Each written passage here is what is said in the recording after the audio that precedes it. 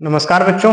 तो आज जो है हम लोग डीपीपी 1 का डिस्कशन करने जा रहे हैं। ठीक है, तो चलो डीपीपी 1 का डिस्कशन कर लेते हैं फटाक से। लेक्चर 1 देख लिए होगे तुम लोग, लेक्चर 1 देख लिए हो तो अब हम लोग डिस्कशन कर लेते हैं डीपीपी 1 का। तो चलो ये रहा तुम्हारे पास पहला क्वेश्चन और मैं दे रहा हूं तुम्हें इस क्वेश्चन में पूरे 30 सेकेंड्स का टाइम। ठीक है जी, चलो जल्दी से करके दिखाओ इसे। जल्दी जल्दी जल्दी जल्दी जल्दी जल्दी जल्दी चलो क्वेश्चन को आप करके दिखाइए, जल्दी से करके दिखाइए इस क्वेश्चन को। Oxygen O2 is required utilize by an organism to, है ना। ऑक्सीजन जो है वो किस लिए चाहिए किसी भी ऑर्गेनिज्म को। ठीक है, पहला direct breakdown of nutrition molecule, indirect breakdown of the nutrient molecule, है ना, और obtain nourishment from the food, और तीसरा burning of organic compound indirectly. फटाक से बताइए। और आपका टाइम जो है वो खत्म होता है, खत्म हो गया आपका टाइम। ठीक है, घंटा बज गया। तो इसका ऑप्शन क्या हो जाएगा? B, indirect breakdown of the nutrients molecule. अगले क्वेश्चन पे चला जाए। चलिए जी, नेक्स्ट क्वेश्चन आ रहा है और आपको इस पे भी टाइम मिलता है 30 सेकेंड्स का।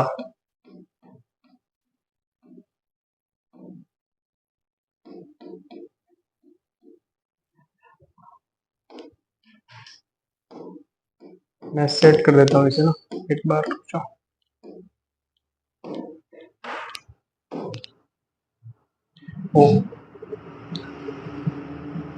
फटाक से सॉल्व कीजिए इसे, जल्दी जल्दी जल्दी जल्दी जल्दी जल्दी जल्दी जल्दी। Process of exchange of O2 from the atmosphere with the CO2 produced by the cell is called. क्या कहते हैं उसे? ब्रीदिंग, रेस्पिरेशन या बोथ एंड भी।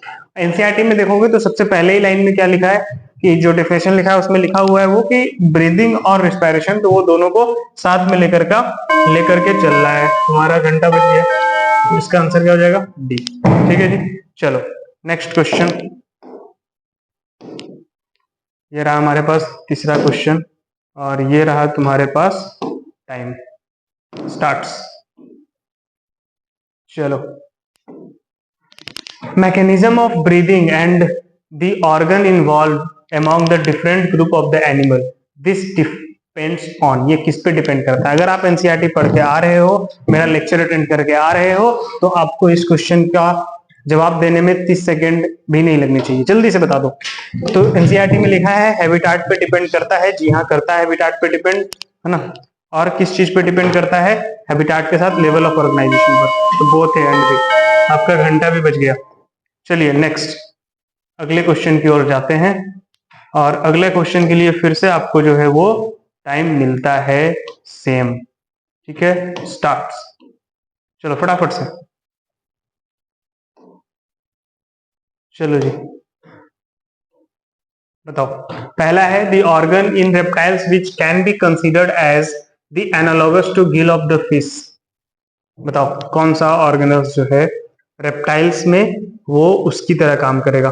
तो रेप्टाइल्स में जो है वो रिस्पायरेशन किसकी वजह से होता है? सबका जवाब सही है, लंग्स।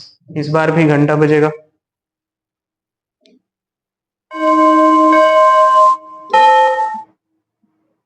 और ये हमारा अगला क्वेश्चन और फिर से ये कर देते हैं अपन स्टार्ट। चलिए जल्दी से इसका आंसर दे दीजिए आप लोग। क्या है? Correct sequence of air passage in the human being is, है ना। करेक्ट सीक्वेंस बता दो पहला। चलो पहला ऑप्शन क्या बोल रहा है? नोज से जो है आपके लैरिंग्स में जाएगा, फिर फेरिंग्स। गलत हो गया भैया, पहले फेरिंग्स आना चाहिए, उसके बाद क्या आना चाहिए? लैरिंग्स। तो पहला तो गलत हो गया। दूसरा, नोज के बाद फेरिंग्स, फिर लैरिंग्स, फिर ब्रोंकियोल्स। गलत, पहले ब्रोंकाई आएगा फिर ब्रोंकियोल्स आएगा। नोज, फेरिंग्स, लैरिंग्स सही है। ब्रोंकियोल्स, ट्रैकिया गलत हो गया, ट्रैकिया पहले आएगा। एक्सटर्नल नॉस्ट्रिल, नेजल पैसेज, चौथा ऑप्शन सही है ना। तो ये आपका जो है वो सही नहीं है।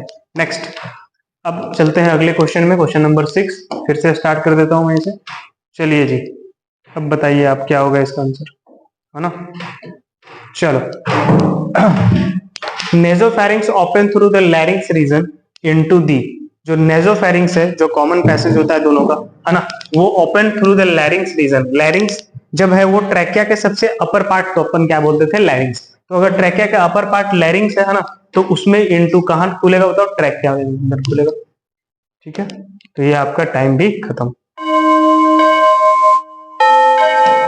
ठीक है, अब चलते हैं नेक्स्ट क्वेश्चन पे। ये रहा हमारा नेक्स्ट क्वेश्चन, क्वेश्चन नंबर 7, और टाइमिंग ये हो गया तुम्हारा start. Which portion of the human respiratory system is called sound box. Sound box किसे कहते हैं, बस टाइमिंग तो लगना ही नहीं चाहिए इसमें, और इसका आंसर हमारा हो जाएगा कौन सा, बता दो, ये हो जाएगा लैरिंग्स, है ना। हमने इसे समय से पहले खत्म कर दिया। रिस्टार्ट कर देते हैं, सेट कर देते हैं इसे। अब चलते हैं अगला क्वेश्चन के ऊपर, है ना। और अगला क्वेश्चन क्या है हमारे पास, जल्दी से आ जाइए, अगला क्वेश्चन लीजिए। स्टार्ट कर देता हूं मैं 30 सेकेंड। चलिए, लैरिंग्स इज प्रेजेंट इन बिटवीन। लैरिंग्स कहां कहां प्रेजेंट है ना, लैरिंग्स किसके। तो हमें पता है कि लैरिंग्स जो होता है उसे साउंड बॉक्स बोलते हैं, और वो कहां प्रेजेंट होता है, लैरिंग्स। लैरिंग्स साउंड बॉक्स कहलाता है, और ट्रैकिया का स्टार्टिंग में प्रेजेंट होता है, और उसके ऊपर क्या होगा, एपिग्लोटिस, और उसके नीचे अंदर जाओगे तो ट्रैकिया मिलेगा। ब्रोंकाई ये सब का तो बात ही नहीं करना हमें, ब्रोंकाई ये सब का बात नहीं करना, तो एपिग्लोटिस और ट्रैकिया आंसर आ जाएगा। चलिए, और ये हमारा टाइमिंग भी हो गया है, टन टन बज जाएगा तो अच्छा लगेगा। ठीक है, अब नेक्स्ट क्वेश्चन नंबर 9 पे चलते हैं। फटाफट फटाफट डीपीपी का सॉल्यूशन अपन करते जाएंगे, और ये क्वेश्चन नंबर 9 हमारे पास कुछ इस तरीके से आ गया है, और ये स्टार्ट कर देता हूं मैं जल्दी से। A thin elastic cartilaginous flap, thin elastic cartilaginous flap epiglottis होता है, which prevent the entry of food into the larynx during the swallowing is, क्या कहलाएगा बताइए, epiglottis is the correct answer, है ना, epiglottis is the correct answer। चलिए जी, इसका मतलब ये भी हमने पहले ही कर लिया इस क्वेश्चन को। नेक्स्ट, अब अगले क्वेश्चन की ओर जाते हैं, question number 10। Question number 10 start कर देता हूं मैं इसे, और ये रहा आपका। At which thoracic vertebra does the trachea divide into the right and left bronchi. अगर लेक्चर अटेंड किया है, एनसीईआरटी पढ़ा है, तो आपको जो है वो जरा सा भी टाइम नहीं लगेगा। Fifth thoracic vertebra, mid thoracic vertebra is the correct answer. और ये हमने फिर से रिसेट कर दिया इसे क्लीन करके। अगले स्लाइड, अगले क्वेश्चन नंबर पे चले गए, क्वेश्चन नंबर 11, इसे स्टार्ट कर दो। चलो जी, फिर से आपको मिल रहा है 30 second. Bronchioles are formed by, bronchioles किससे बनता है ना। देखिए, तो इसमें आपको, तो सबसे पहले ये देखो प्लूरल मेम्ब्रेन, इसका आपको कुछ काम होगा नहीं। रिपीटेड डिवीजन ऑफ ब्रोंकाई, ये प्लूरल मेम्ब्रेन का कुछ काम होगा नहीं। प्रोटोप्लाज्मिक एक्सटेंशन ऑफ ट्रैकिया नहीं, तो ऑप्शन क्या हो जाएगा, ये C option is the correct option, है ना। C option is a correct option, और हमने टाइम से पहले खत्म कर दिया है इसे। और ये रहा, हम फिर से इसे क्या कर लेते हैं अब अगले क्वेश्चन की ओर, क्वेश्चन नंबर 12, और इसे फिर से स्टार्ट कर देते हैं। चलिए जी, क्या है क्वेश्चन, क्वेश्चन कह रहा है कि the function of incomplete cartilaginous ring in human respiratory system is. तो हमें पता है कि जो सी शेप्ड कार्टिलेजिनस रिंग होता है, जो हमने कल पढ़ा, उसका फंक्शन क्या था, उसका फंक्शन था कि वो क्या करता था, सपोर्ट करता था ट्रैकिया, ब्रोंकाई एंड ब्रोंकियोल्स को कोलैप्स ना करे, इसकी वजह से, है ना। तो ऑप्शन नंबर हमारा कौन सा सर हो जाएगा, है ना, सपोर्ट ट्रैकिया, और ये इनिशियल ब्रोंकियोल्स, है ना। ठीक है जी, ये भी हमने सही समय पे कर लिया। क्वेश्चन नंबर 13 स्टार्ट कर देता हूँ। चलिए बताइए, alveoli in human lungs are, alveoli जो है ह्यूमन लंग्स में वो कैसा होता है, जल्दी से बताइए। Not supported by blood vessels and are non functional, है ना। Thick walled terminal end of the bronchioles, polygonal, thin, non vascularize, नहीं वेस्कुलाइज होता है, थीन वॉल्ड वेस्कुलाइज, एक मिनट, हाँ, है ना, थीन वॉल्ड वेस्कुलराइज्ड इरेगुलर वॉल, है ना, स्ट्रक्चर, तो ये आंसर हो जाएगा। क्लियर है, नेक्स्ट क्वेश्चन पे चलते हैं। क्वेश्चन नंबर 14 बताइए फटाक से। The lungs of human comprises bronchi, bronchioles और alveoli. Obviously all of the above, में कोई डाउट ही नहीं है यहाँ पे, तो है ना। चलिए, ये टाइम से पहले अपन ने कर लिया, फिर से स्टार्ट करते हैं और नेक्स्ट क्वेश्चन की ओर जाते हैं। The fluid which reduce the friction on the lung surfaces. कौन सा फ्लूइड था? हमने बताया था कि दो प्लूरल मेम्ब्रेन के बीच का जो फ्लूइड होता है उसका नाम होता है प्लूरल फ्लूइड, और प्लूरल फ्लूइड ही फ्रिक्शन रिड्यूस करता है ना। तो क्या है? In between the cuticle layer of lungs, in mucus membrane surrounding the lungs, with in the single layer, in between the double layer of pleura. ये answer हो जाएगा कि नहीं हो जाएगा बताओ? ये आंसर हो जाएगा ना, ये वाला आंसर हो जाएगा ऑप्शन नंबर फर्स्ट। हमने इसे कर लिया अपने समय पर। अब जो है, अब चलने वाले हैं नेक्स्ट, अगला क्वेश्चन नंबर 16। फटाक से करेंगे, लो टाइम स्टार्ट हो गया हमारा। पढ़ो। Conducting part of the respiratory system comprises. Conducting part जो है ना वो किससे कंप्राइज होता है? External nostril up to the terminal bronchioles, है ना। Internal nostril up to the trachea. नहीं, इसका आंसर आपको पता चल ही गया होगा। हमने इंपॉर्टेंट पॉइंट करके हैशटैग आरएसएस में देख लिया था कि एक्सटर्नल नॉस्ट्रिल से लेकर के टर्मिनल ब्रोंक्यूल्स तक का जो पार्ट होता है उसे कंडक्टिंग पार्ट बोलते हैं, और एक्सचेंज पार्ट कौन होता है? एल्वोलाई और एल्वोलर डक्ट। क्लियर है यहां तक का प्रोसेस? ठीक है, घंटी भी बज गया हमारा। चलो जी, अब बात करते हैं नेक्स्ट क्वेश्चन नंबर 17 का, है ना। क्वेश्चन नंबर 17 फिर रिसेट करें इसे और फिर से स्टार्ट कर लेते हैं इसको। चलिए पढ़ो पढ़ो पढ़ो, क्वेश्चन पढ़ो, फटाक से बनाओ, है ना। क्या है? Respiratory of exchange part of the system comprises. Exchange part किसको अभी तुरंत बताया गया कि एल्वोलाई एंड देयर डक्ट्स, है ना। कोई दिक्कत नहीं है यहां तक। चलिए, तो ये हमने पहले कर लिया इसको। Next question number 18। Question number 18 start. 18, ठीक है। लो 24 सेकेंड है हमारे पास, जल्दी से करते हैं। The dorsal ventral lateral and lower side of the thoracic chamber is compresses. भाई ये स्टार्ट कहां से किया? देख लो, डॉर्सल तो वर्टिबल कॉलम होगा, डायफ्राम रिब्स तो होगा नहीं, वर्टिबल कॉलम। लेटरल बोला है, वेंट्रल बोला है, उसके बाद तो क्या होगा? स्टर्नम रिब्स होगा नहीं। तो ऑप्शन नंबर कौन सा सही हो जाएगा भैया? First option number is correct, है ना। First option number is correct. तो रिसेट करते हैं इसे। अब जो है नेक्स्ट क्वेश्चन की ओर चलते हैं अपन, ठीक है ना भाई। करिए, स्टार्ट करो। नेक्स्ट क्वेश्चन नंबर 19, है ना। Question number 19। तो क्वेश्चन नंबर 19 जो है वो कर लो फटाक से। In the given figure diagram बताना है ए बी सी क्या है। ए ट्रैक क्या है? तो इस कहीं में वो ट्रैक क्या नहीं दे रखा है, फर्स्ट में ही ट्रैक क्या दे रखा है, तो फर्स्ट ऑप्शन इज करेक्ट, ठीक है ना। Long tube supported by complete, तो ये गलत हो जाएगा भैया, कंप्लीट बोल दिया तो इनकम्प्लीट, ये नहीं होगा। दूसरा बी क्या है बताओ? B is a pleural membrane surrounded both side and cushion against the rubbing, ये सही है ना।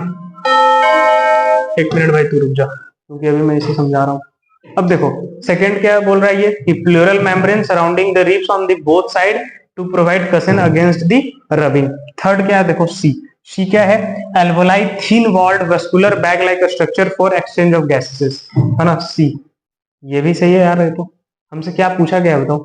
नॉट, नॉट कहीं लिखा हुआ है? नहीं, करेक्ट लिखा है, करेक्ट पूछा हमसे, ठीक है। देखते हैं D. Lower end of the lungs diaphragm pull it down during the inspiration. D क्या है बताओ? ठीक है, पुल डाउन करेंगे, ठीक है, इंस्पायरेशन के दौरान, ये भी सही है यार। इसका मतलब हमसे क्या पूछा है? Select the correct identification and main function और कैरेक्टरिस्टिक्स, है ना। Trachea long tube supported by a complete cartilaginous. B plural membrane surrounding the ribs. तो इसमें इनकरेक्ट कर लो इसे, है ना, और ये पहला ही आंसर हो जाएगा, ठीक है जी। नेक्स्ट क्वेश्चन नंबर 20, ये लास्ट क्वेश्चन है आपका, और इसको आप जो है वो जल्दी से कर दें और उसके बाद हम लोग टाटा बाय बाय करेंगे। क्या है? In human which of the following is a not a step in respiration? कौन स्टेप नहीं है? Alveoli diffusion of O2 and CO2 एकदम है ना, ये तो है ही है, ठीक है जी, ये तो है। दूसरा transport of gases by the blood, transport of gases by the blood, यह भी है ना। दूसरा diffusion of O2 and CO2 between the blood and tissue, ये भी है। लेकिन utilization of CO2 and catabolic reaction नहीं। कौन सा रिएक्शन होता है? कैटाबॉलिक रिएक्शन होता है, ठीक है। CO2 by the cell for catabolic reaction, है ना। तो not as a step in respiration, ठीक है। Diffusion of O2 and CO2 between blood and tissue, utilization of CO2, utilization of CO2 नहीं होता ना भाई, यूटिलाइजेशन किसका होता है? O2 का होता है। तो ये आंसर आपका क्या हो जाएगा? सही हो जाएगा क्वेश्चन ऑप्शन नंबर फोर्थ। ठीक है जी। तो इस तरीके से हमारा पूरा का पूरा जो है वो पहला डीपीपी कंप्लीट हो गया था। आप लेक्चर के जाते वहीं पे आपको पीडीएफ मिल जाता, उसी को सॉल्व आप पहले कर लेते, और उसी तरीके से आज हमने ये क्यूज के फॉर्म में भी देखा। आप कमेंट करके बता दो कि कितने आपके सही थे, और जो नहीं सही थे उसे आप कॉपी पे लिख लोगे। ठीक है जी। All the very best.